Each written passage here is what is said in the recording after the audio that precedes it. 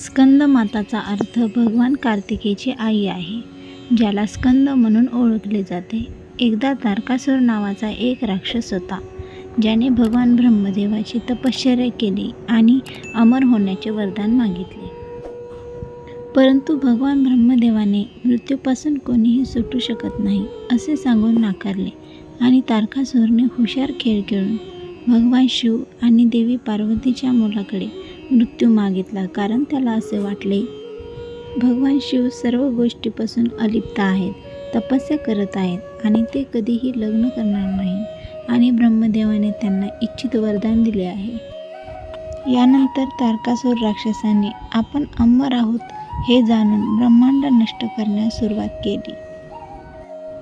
सर्व देवता भगवान विष्णूकडे मदत मागण्यासाठी गेले.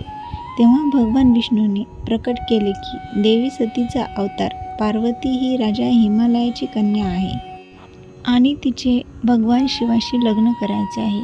त्यानंतर भगवान शिवांचा देवी पार्वतीशी विवाह झाला आणि भगवान कार्तिकेयचा जन्म झाला. दैत्याशी लढण्याचे त्यांचे महान कौशल्य आणि सामर्थ्य पाहून भगवान ब्रह्मदेवाने भगवान कार्तिकेय यांना देवाचा सेनापती म्हणून नियुक्त केले आणि भगवान कार्तिकेयने तारकासूर राक्षसाचा वध केला. तेव्हापासून पार्वती माता स्कंद माता या नावाने गौरवली जाते. स्कंद माता जी कार्तिकेय स्वामी सह सिंहासनावर सवार आहे, 2 हातांमध्ये कमळ असून एक हात वर मुद्रा धारण केलेल्या अवस्थेत आहे, अशी मा स्कंद माता मज शुभता अर्थात कल्याण प्रदान करो. शारदीय नवरात्री दुर्गा देवीच्या 9 रूपांपैकी एक असलेल्या मा स्कंद मातेची नवरात्र उत्सवाच्या 5व्या दिवशी पूजा केली जाते. हिंदू धर्मग्रंथानुसार देवी स्कंद माता सिंहासनावर स्वार होते आणि तिला 4 हात आहेत.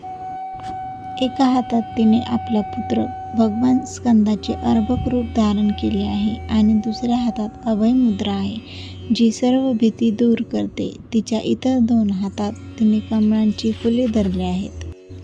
स्कंद माताला तिचे नाव मिळाले कारण ती भगवान स्कंदची आई आहे. योद्धा देव, ज्याला कार्तिकेय आणि मुरुगन म्हणून ओळखले जाते.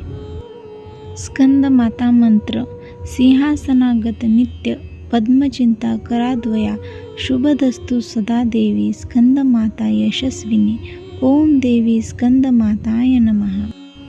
स्कंद मातेची पूजा कशी करावी?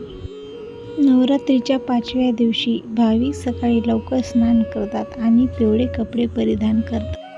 पिवळ्या रंगाचे कपडे का परिधान केले जातात? कारण ते आशावाद, चांगले आरोग्य, सकारात्मकता आणि आनंद दर्शवते. त्यानंतर भक्त देवीची मूर्ती चौकीवर बसवतात आणि तिला पिवळी फुले, गंगाजल, कुंकुम आणि तूप अर्पण करतात.